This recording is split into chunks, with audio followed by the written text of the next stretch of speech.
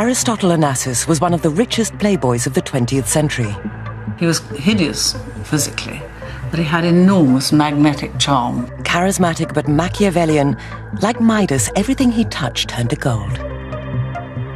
The deadly sins of Aristotle Onassis were greed and deceit. The most beautiful and influential women of the age fell under his spell and into his arms. The profile of my wallet, he once told me, is a better profile than Clark Gable's. He caused a scandal when he married Jackie Kennedy, the widow of President John F. Kennedy. Jackie clearly married Ari for money, and Ari married Jackie so that he could stick his fingers up to America. But the man with a Midas touch never found true happiness. The empire he spent his whole life building, in the end destroyed him and his family. This was a Greek tragedy, a real Greek tragedy. When Jackie Kennedy, widow of the assassinated American President John F. Kennedy, married a short and stocky man 30 years her senior, the world was scandalized. America reacted very badly to Jackie's wedding to Onassis. People talked about her marrying a toad. But the man who took America's queen for his wife was no ordinary man. He was Aristotle Onassis. He was the playboy of the Western world. He had enormous success. He was enormously rich. Throughout his life, Aristotle Onassis was utterly single-minded in his pursuit of money. He knew exactly what he wanted in life. He had no time for debate or argument. From a very early age, he learned how to use anything and anybody to achieve his goals. Ari felt that everyone had a price and could be bought, but like most cynics, he wanted to be proven wrong. Aristotle had houses in all the world's most glamorous cities, a luxury yacht, a private island, his own airline, a fleet of the biggest oil tankers on Earth, and a bank balance worth billions in today's money.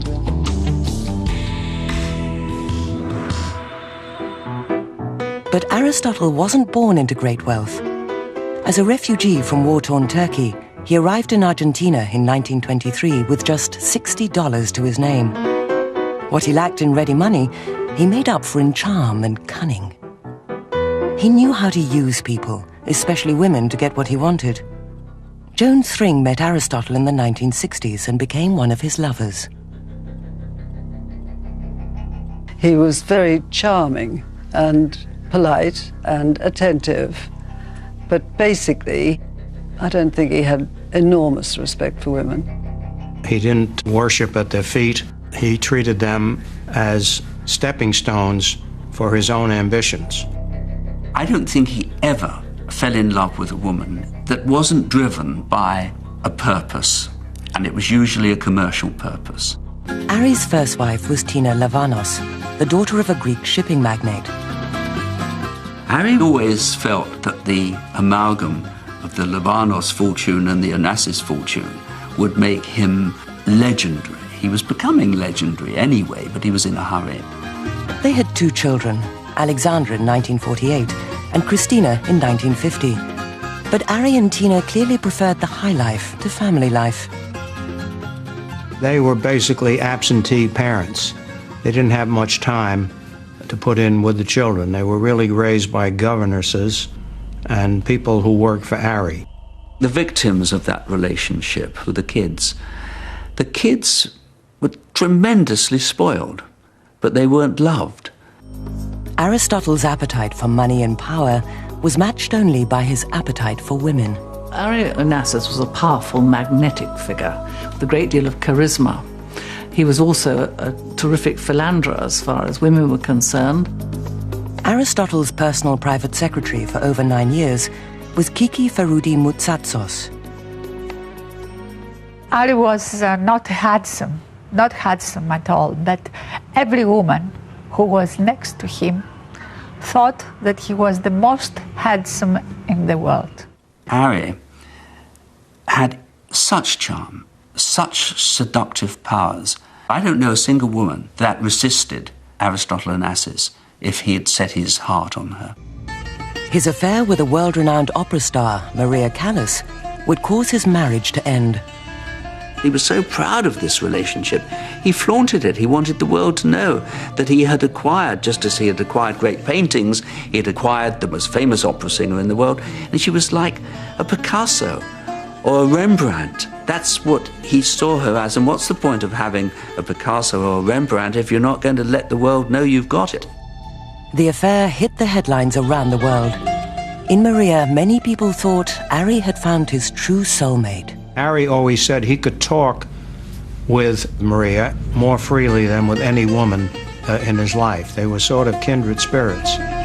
But he never married his soulmate. Instead, he broke her heart when in 1968 he married Jackie Kennedy. Maria was destroyed by it. I think it was a terrible thing to have done to her. But Ari was completely ruthless in his quest for power and status. He wanted Jackie Kennedy because she was the most famous woman in the world. He would say, the 35th President of the United States, his widow will be my wife one day. That meant a lot to him. The marriage to America's Queen, however, would prove a terrible mistake. Ari got bored with all his women in the end, and he started to get bored and irritated by Jackie. He wanted a good little Greek wife sitting there at home. Well, that was not Jackie's bag at all, and this became increasingly destructive of their relationship.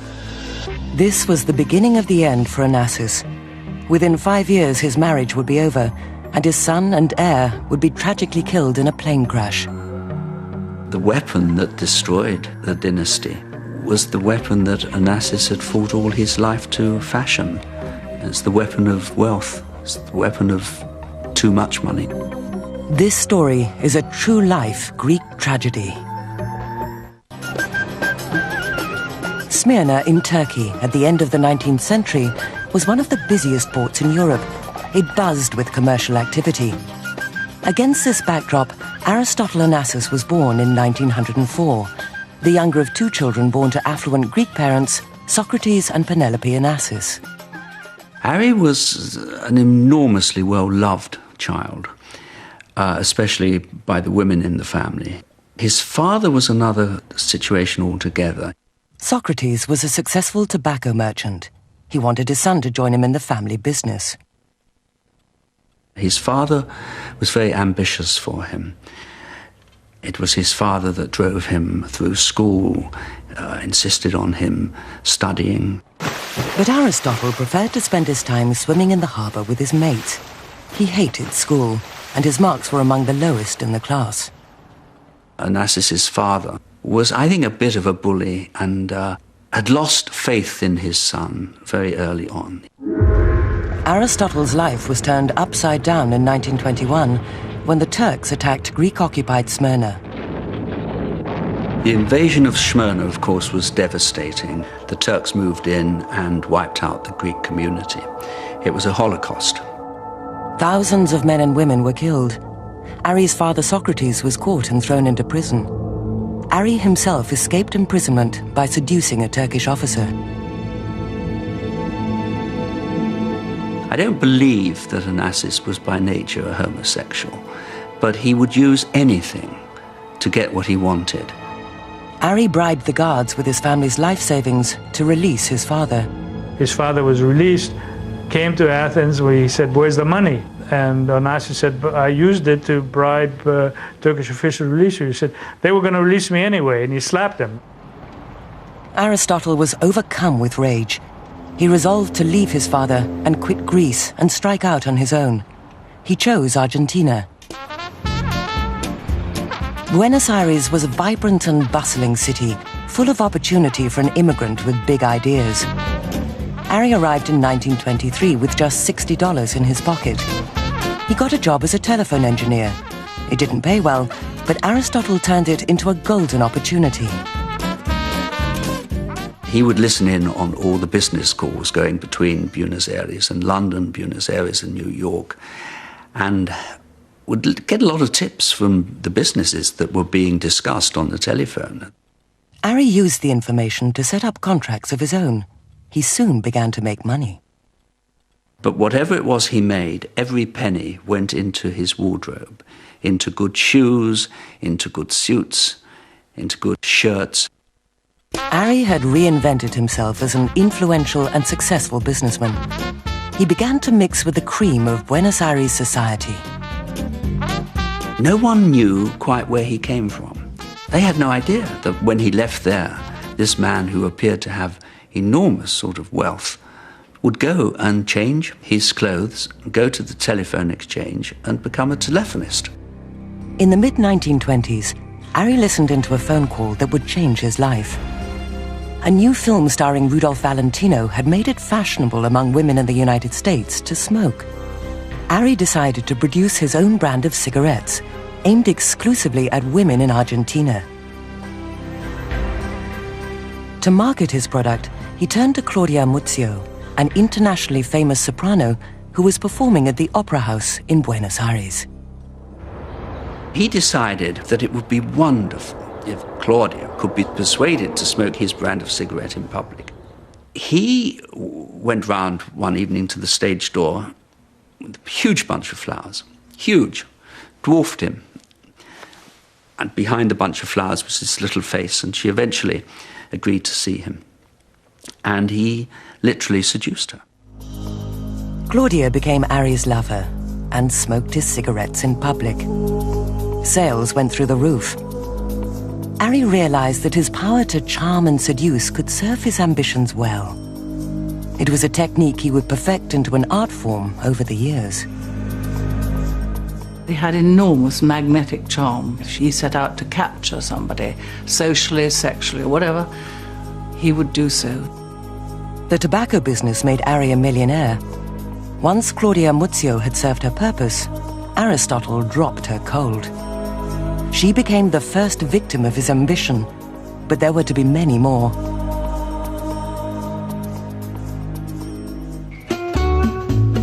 With the money rolling in, Aristotle could have retired comfortably, but he was not so easily satisfied, and he spotted a business opportunity with even bigger potential than the cigarettes. Aristotle Onassis noticed that the cost for bringing the tobacco from Greece was greater than what he made selling the tobacco, so he said the business to be in is shipping. But in 1932, the world was in the grip of the Great Depression. Profit margins were tight. Shipping companies went bankrupt on a daily basis. As everybody was getting out, Ari got in. He bought 6 ships for less than half their scrap value. He worked like a dog, 18, 20 hours, finding cargoes for them, and then started making money. For 5 years, Ari concentrated doggedly on keeping his ships working. Against all the odds, he was successful. To maximize his profits, he needed larger vessels, but he had no line of credit. A new girlfriend, Ingeborg Dedikan, came to the rescue. Not merely beautiful, Ingeborg was the daughter of one of the world's wealthiest shipping magnates. Onassis never had a single object in mind when he pursued a woman. She always had to have something else going for her beyond her beauty. And that something always had some connection with business. They were based in London. From here, Ari used Ingeborg's contacts to finance the construction of 3 of the biggest supertankers on Earth. He found a shipyard in Sweden capable of building his new fleet. In late 1938, the first vessel was ready for business. Ari was contracted to transport oil from America to Japan.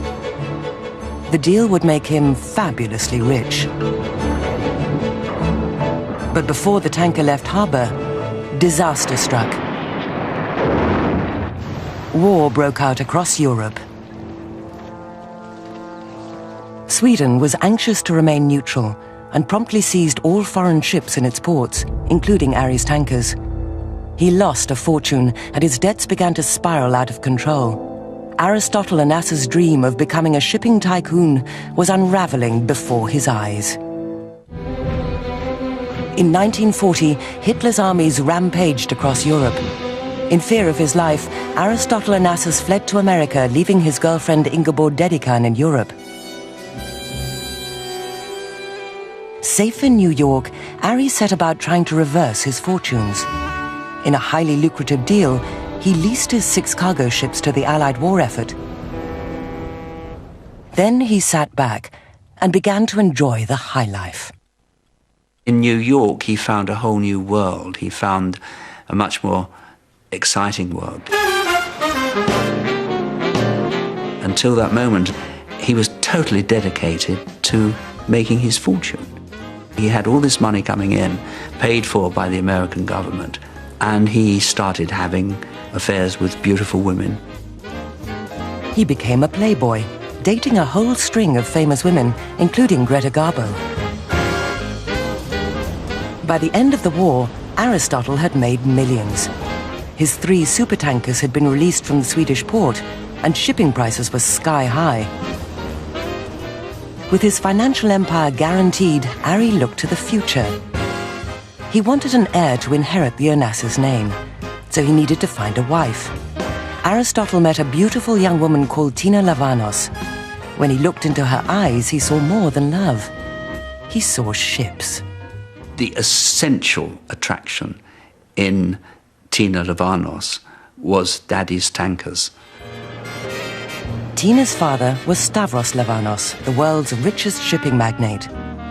Tina was unsure about Aristotle at first, but he soon won her over. They were married on the 28th of December 1946 in New York. He was 42. She was 17. The marriage between Onassis and Tina Lavanos at the beginning was very successful. She wanted to be a society hostess. He bought her a beautiful townhouse in Manhattan, where she became the youngest, the prettiest hostess around. They were entertaining all the local celebrities of that time, and it's all she ever wanted. And I think had Onassis been satisfied with that life, it could have gone on forever. But he was never satisfied. Aristotle was at the top of his game. He spent every waking moment at work, earning more and more money. No one knew the tanker business better than Onassis. He would make the decisions. He would calculate as cunningly and as carefully as any mathematician. His obsession with work kept him more and more remote from Tina. Even the arrival of their children, Alexandra in 1948 and Christina in 1950, did not induce Ari to spend any time at home. He was never the most devoted or loyal husband, and he was having affairs a lot by this time. Unfortunately, he married a woman much younger, a woman who had been educated abroad, and when she found out what he was up to, she paid him back in kind. Ari and Tina eventually agreed to an open marriage on the condition that they both kept quiet about their affairs. But Ari could never be discreet. In 1957, he met Maria Callas, one of the most celebrated opera singers of all time. Ari was attracted to Maria for several reasons. She was famous. He liked famous women. She was passionate and emotional, and it was important for him to win her and to seduce her, basically. Maria was married to her business manager, Battista Meninghini, but Aristotle didn't let that get in the way.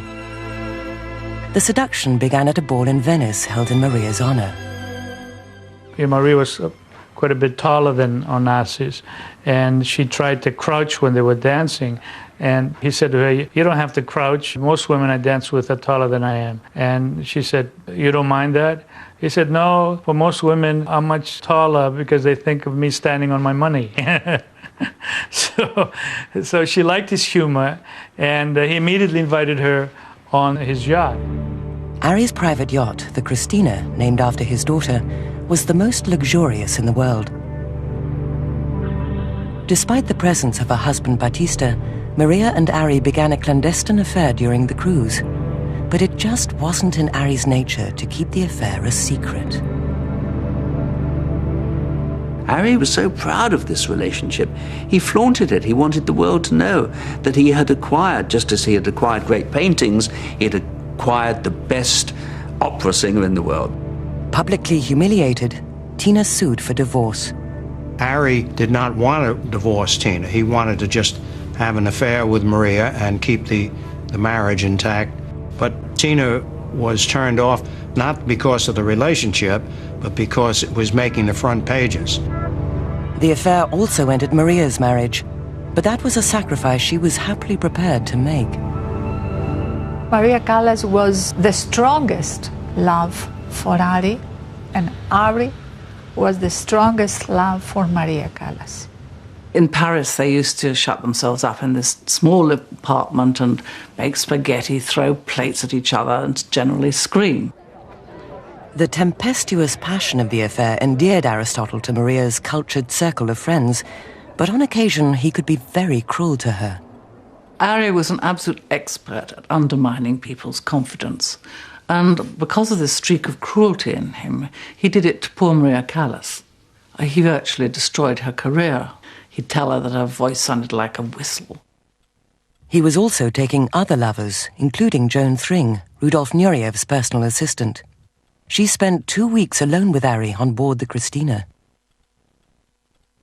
One day we sat sunbathing and having lunch at the back of the boat and playing these records that Maria had given him, and when we didn't like it, we gave it the thumbs down and just tossed it overboard and watched it bounce away.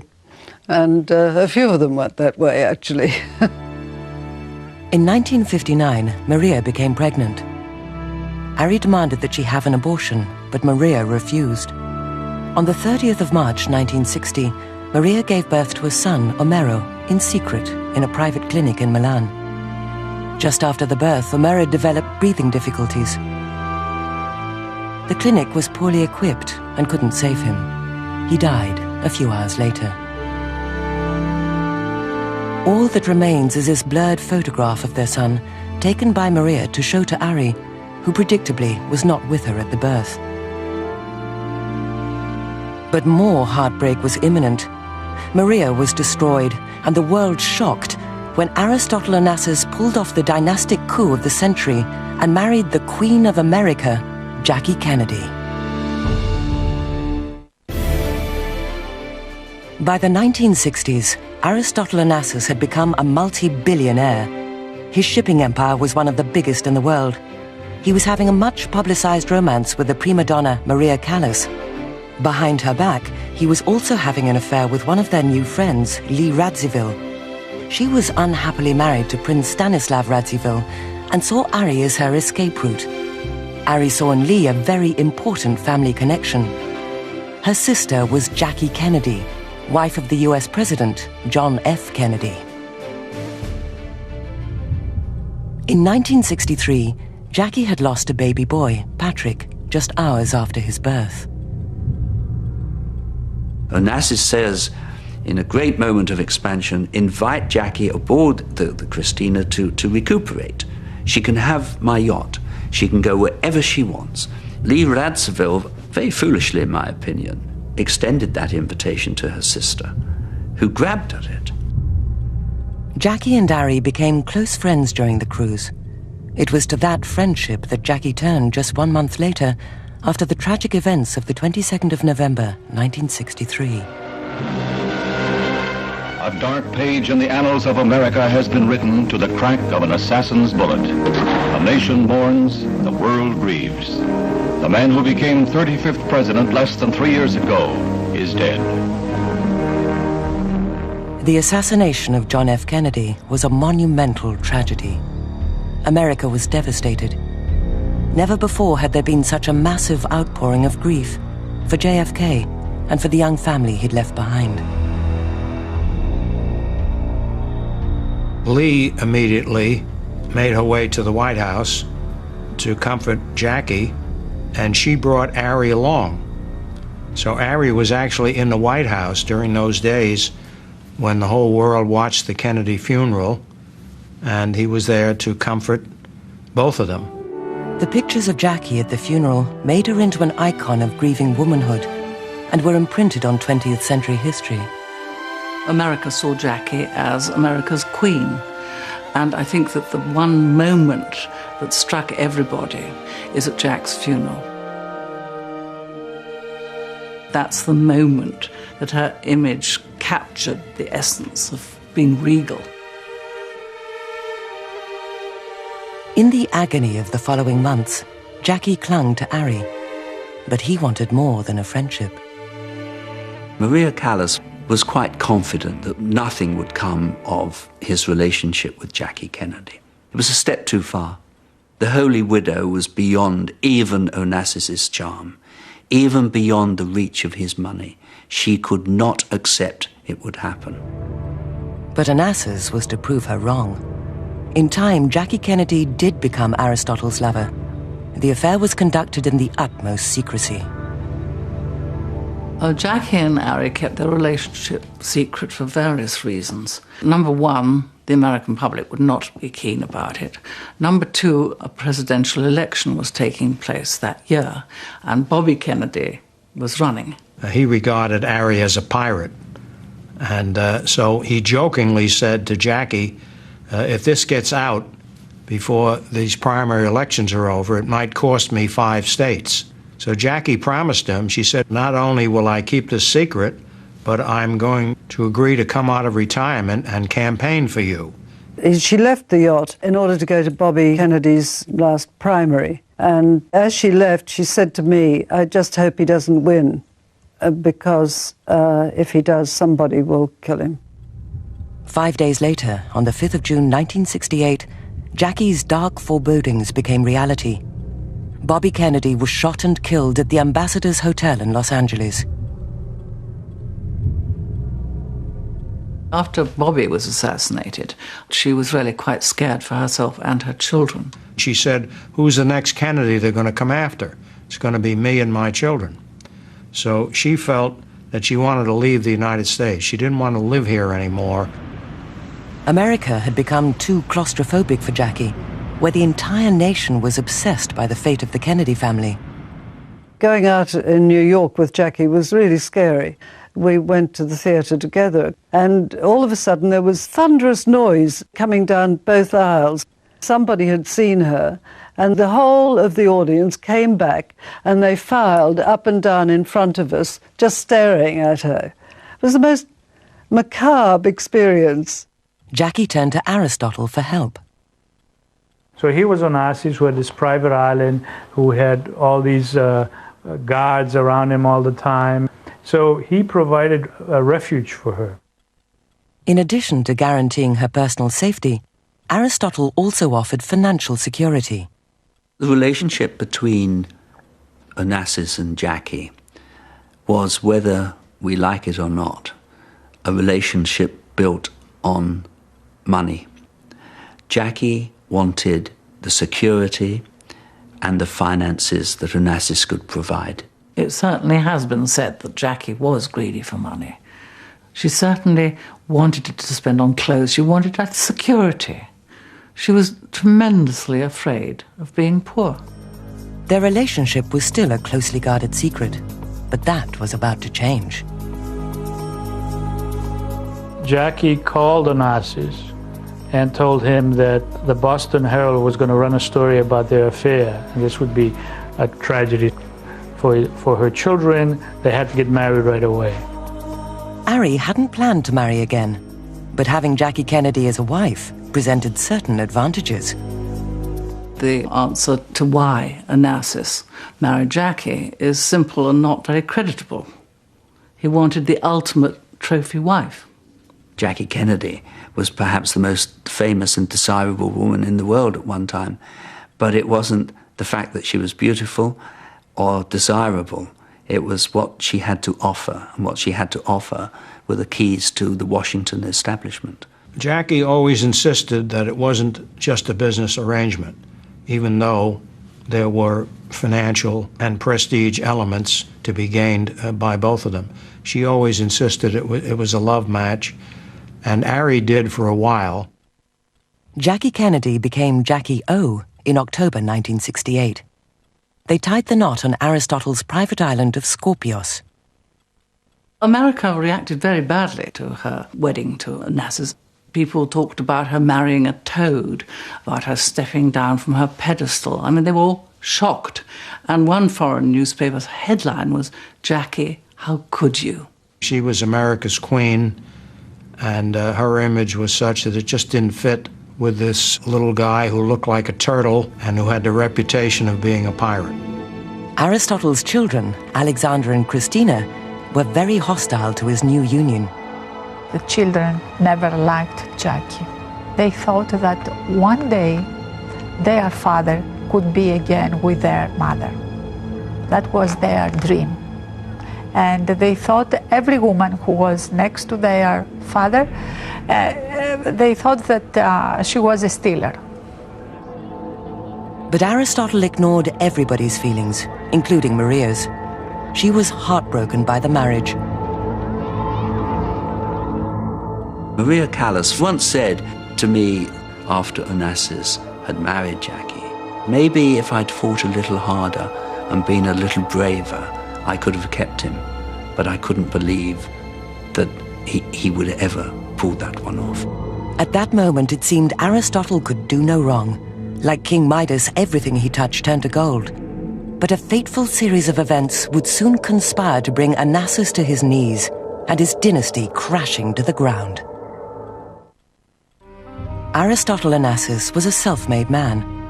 His determination to create a fantastically rich financial empire had been realized. But it was his children who would pay the price for his overblown ambitions. The kids were tremendously spoiled, but they weren't loved. Not in the sense that the parent should love a child. Alexander and Christina were brought up by a succession of nannies and security guards. It was Alexander who said to me, I had a very privileged childhood. I was very spoiled. But I knew my parents through postcards. I was getting postcards from them. I wasn't getting hugs. Gary was rather a brutal father in many ways.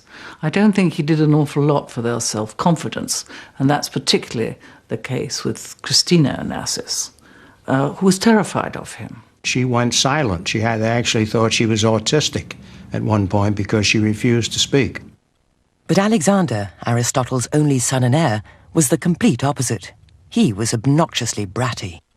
Alexander would seek attention by recklessness, by driving toy cars into Ari's guests. And when there was attention, it was highly critical.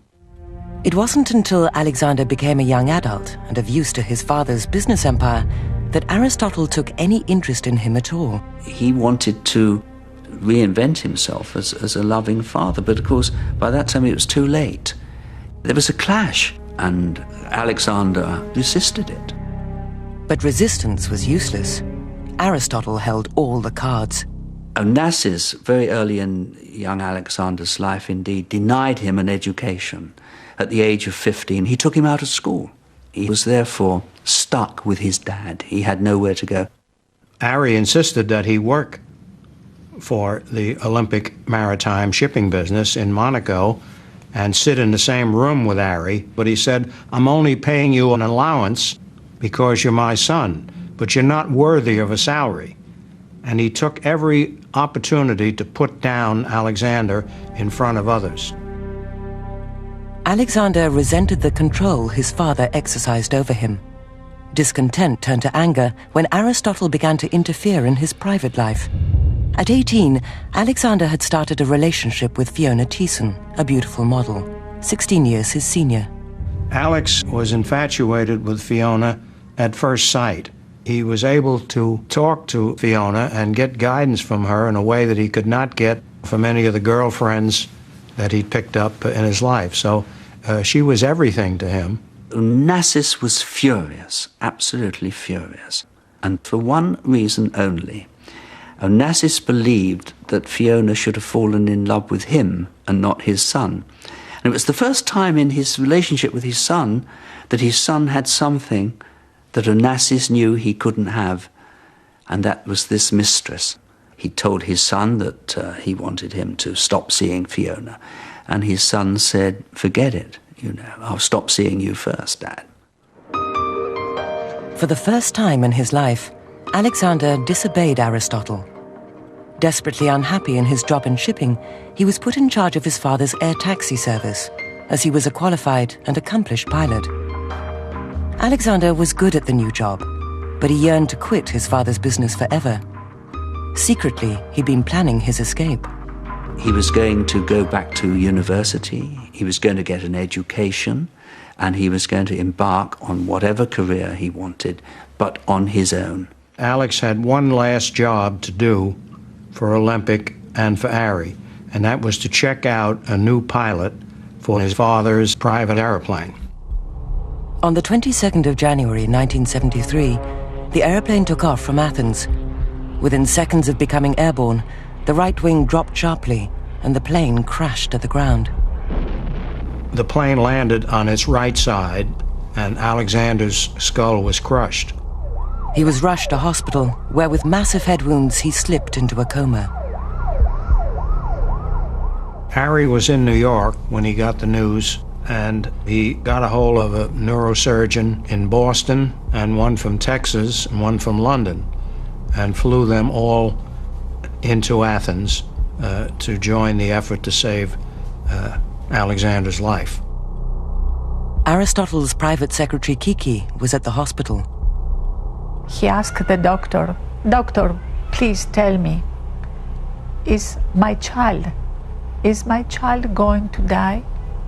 Or is my child going to be alive? I could give all my property, all my money, everything I have in my life." But Alexander's condition was hopeless. The brain damage was irreversible and irreparable, and the only choice was to allow him to die. Ari gave the instruction to turn off Alexander's life support machine. He was gutted. He didn't want to live. He didn't care whether he lived or died because he was so grief-stricken. However badly he had treated Alexander, he was the future. He was the boy that was going to carry on the Ωνασsis name, and the Ωνασsis name meant so much to Ωνασsis. So all his plans, all his dreams had died with him.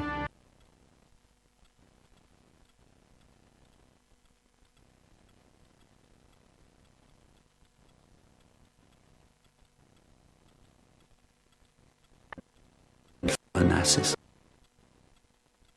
Started to fall apart as tragedy followed tragedy. On the 10th of October 1974, Aristotle's first wife, Tina, the mother of his children, was found dead at home. She was only 43. To this day, the cause of death is still cloaked in mystery. Aristotle's second marriage to Jackie Kennedy was also in crisis.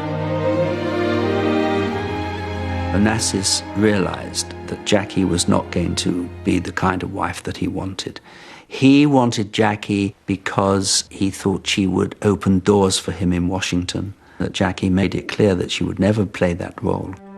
As newlyweds, Ari and Jackie had projected the image of a happy couple, two people very content with each other. But this was far from the truth. Having married Jackie, Ari went back to Maria a week later in Paris. It astonished Jackie with the rapidity of Ωνασsis showing his colors. And she realized, of course, that Ωνασsis was no different from Jack Kennedy. Maria was far more than a mistress to Ari. If Ωνασsis loved anyone in his life, it was Maria Callas. There was a deep, undying love on Maria's part for Ωνασsis. Jackie had a deep respect for Ωνασsis' money. Ari and Jackie had become estranged. Jackie was spending nearly all her time in New York with her children. It's alleged that Ari even consulted a divorce lawyer. But then in 1974, Aristotle collapsed. He desperately needed gallbladder surgery. His best chance of survival would have been an operation in America, but Aristotle refused that. He thought about it for a minute and said, "I want to go to Paris." The reason he wanted to go to Paris, he wanted to see Maria one last time. The surgery resulted in a serious infection from which he never recovered. Maria stole into Ari's room when Jackie was away. It was the last time she saw him alive. On Saturday, the 15th of March, 1975, Aristotle Socrates Ωνασsis died. He was 71 years old. Maria Callas never recovered from his death. She locked herself away from the world and struggled hopelessly against an addiction to sleeping pills. On the 16th of September 1977, she also died. She was 53. All the women who were involved with Ali seem to have had rather tragic lives, and particularly tragic deaths. In fact, the only one who escaped unscathed was Jackie. Jackie returned to New York to live and started a new career in publishing. In Athens, the Onassis Empire was rocked to its foundations by the death of its founder. As his only surviving heir, it fell to Aristotle's daughter Christina to take control of the family business. Christina did her best to run the business, but she was a mess by this time. She tried to commit suicide at least a couple of times. She herself was in no condition to take over such a complex, vast organization. Christina had personally inherited over $250 million, but the money was not destined to bring her happiness. The tragedies that had cursed her father's later life were to be her legacy also. However hard she tried, she was never going to spend that money. And she tried very hard. I mean, she was buying lovers and putting them into beautiful houses that she would visit. And she made no secret of that. She didn't see anything wrong. Christina married 4 times, but each marriage ended in divorce. It looked as if she would take the Onassis name to the grave. But then in 1985, 10 years after Aristotle's death, Christina gave birth to a baby girl. She called her Athena, after her own mother. But she would never live to see her daughter grow to womanhood. Christina died in 1988. Christina was a doomed woman. She died aged 37 in mysterious circumstances, in the bath in Buenos Aires, where her father's fortune was first begun. Athena Onassis Roussel went to live with her father, Thierry Roussel. When she turned 18 in 2003, she inherited in excess of $400 million, making her the richest girl in the world.